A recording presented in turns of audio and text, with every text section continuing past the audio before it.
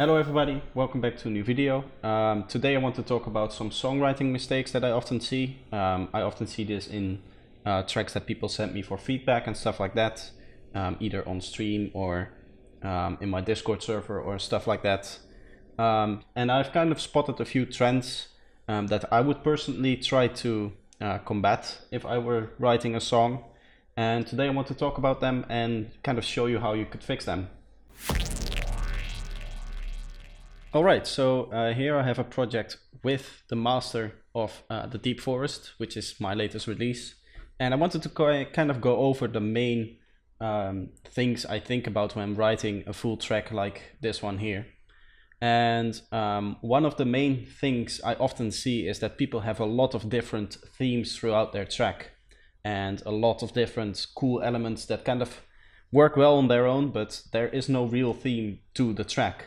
So what I've done here with this track is just written down the theming that it has, and I've colored them based on the theme as well. And what you can see is that in this part I majority use the forest sounds. I have that saw step here at the start, and I have my voice doing its thing here. Then once we get into the later parts of the drop, we have that FM sound made with the SSQ wave. Then we come up to some forest sounds again with my voice. Then we go into a different FM sound. We then go to the break where there's also forest sounds as well as my voice. And then we have both of the previous synths combined in this final part of the drop here. And then in the outro we have some forest sounds again. So what you will see is that there's basically only two themes in it. And that's our forest sounds in the breaks and at the start of each drop here, as well as here. This is also part of the drop, and this is also what contains the forest sounds. But the rest, where it's the main drop, where the main energy of the track sits, is all these FM leads, which sit well together, and they combine well together because they're all the same type of synthesis. They fit really well together, and therefore I can call it a theme. So what's the benefit of this theming is that your track is going to sound like a cohesive track. There isn't going to be a segment in the track, let's say this last drop here, isn't going to differ too much from what's happening here. Which means that you can kind of skip through the track, and you will always recognize that you're still in the same track. And that's very useful. Because it helps the track kind of stick around in listeners' heads. If you have, let's say, 8 minutes of track, and every little segment is a completely new segment, and it's different lead sounds, you have something new coming in, you have a cool transition, and then you have another lead type, and then you have another cool transition, and then you maybe change up the bass, then it's really hard to pin that track down. The only thing that's going to stay the same is the kick and bass. And the kick and bass in Psytrance isn't really that recognizable because every track has a kick and bass. And therefore you need a theme for your track to stand out and be remembered and be memorable on the dance floor. And that's what this accomplishes. So that's kind of the first mistake I often see, is that people don't focus on a theme, and therefore that track isn't going to be memorizable or recognizable on the dance floor. And that means that you will get less plays because people don't often go looking for tracks they can't remember after they went to the club. Once you go to the club and you hear that one track that you really like and you want to remember it, you often remember, oh, that was that track with all the bird noises, which is, for example, this one, or that's that one track which had that very cool vocal line, or it had a cool intro atmosphere which kind of repeated throughout the whole track and kind of drove the whole track forward. That's the kind of stuff that you're going to remember, and you should always try to have at least one or two elements in your track that are recognizable, or that you can kind of remember even if you're not directly listening to the track, which makes your track obviously stick a lot more in listeners' minds, and therefore it will be easier to find and you will get more plays, because at the end of the day, that's all what we really want, is that we want our music to do well. And in order to do that, you want something that sticks with the listener. So that's the first point that I wanted to make. The second point is a little bit more production wise, and I think this is a lot of new producers tend to do this, and that is to focusing a lot on one or two elements. Mainly with Psytrance, that's the kick and bass. I often get people asking feedback on just their kick and bass, and they're saying, oh, this kick and bass is the best I've ever made. It's still not perfect, but I've worked on this for 3 hours and I don't know how to improve it. And what I usually say to those people is put some other elements on it.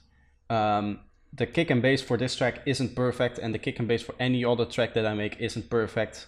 It's never the way I want it to sound, but you can kind of mask the imperfections with other sounds if you're working smart about that. And that means that you can spend a lot less time focusing on that one element, and really, once you start producing, already get into having multiple sounds and having that theming and that identity for your track that not only helps it stick out when somebody else is listening to it, but also when you're producing it. For me personally, it's really hard to come back to a project that's just a kick and bass and then start writing a song about that. So it's really helpful to start off with as many elements as you want, and if you're still not happy with what the kick and bass sounds like after you've added all the lead sounds and the effect sounds and everything, then you can go in and you can always change your kick and bass later. But then it will be a lot easier to get back into the production and get going again, instead of it just being a kick and bass and nothing else in the project. So that's more of a songwriter tip in the sense that it helps you, the producer, to work easier on a track, but it's still very important that you don't spend a lot of time on every single element at the beginning. You just want kind of a framework where you can build the rest of your track around and make sure that all the elements kind of fit well, and then once all the elements are kind of in there and you have your main the leads in there, you have your cool effects, everything, you can go back and individually tune whatever it is that you need to do on your kick and bass or whatever other element it might be. The last one that I wanted to talk about is kind of connected with the first one, and that is that sometimes you hear a track where there's two elements going on and they're not really cohesive in a track.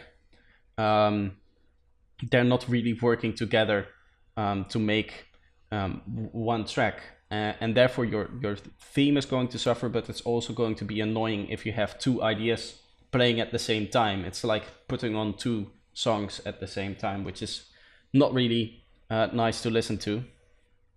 But I often hear just people throwing in effects and stuff like that into that track without really thinking about it, and they just want to fill up the empty space there, but they don't really think about what kind of effect or what kind of sound design works well for a given section.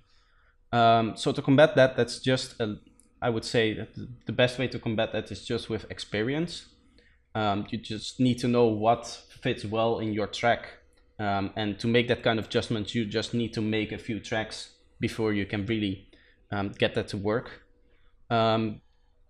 So that's just a matter of doing it and doing it a few times before you really understand how well it works with your track. There are a few things you can do, obviously. You can also always like turn off your screen while you're producing. That's a tip I have for you, is to turn off your screen, get a notepad and just write down all the elements that don't fit. And because you're not looking at the screen, you're not really looking at it from a producer's perspective, but more from a listener. That's also why I always kind of take my tracks for a walk, which is a saying I say when I put my track on my phone and I go out and listen to it while I'm not actually in my studio. I listen on it on the same headphones, but just not being in the studio makes me think less about the actual project and more about the track, which is sometimes can be really helpful, and then you will spot some of those little errors, like one element not really fitting in very well. So I hope I explained everything well. It's a little bit of a hard subject to kind of grasp, and yeah, there's not really much more to it. It's mostly just experiencing and that kind of thing. But I hope you enjoyed this video anyways, and if you're new here, feel free to subscribe, and if you like the video, please leave a like, and I hope to see you next time. Bye bye.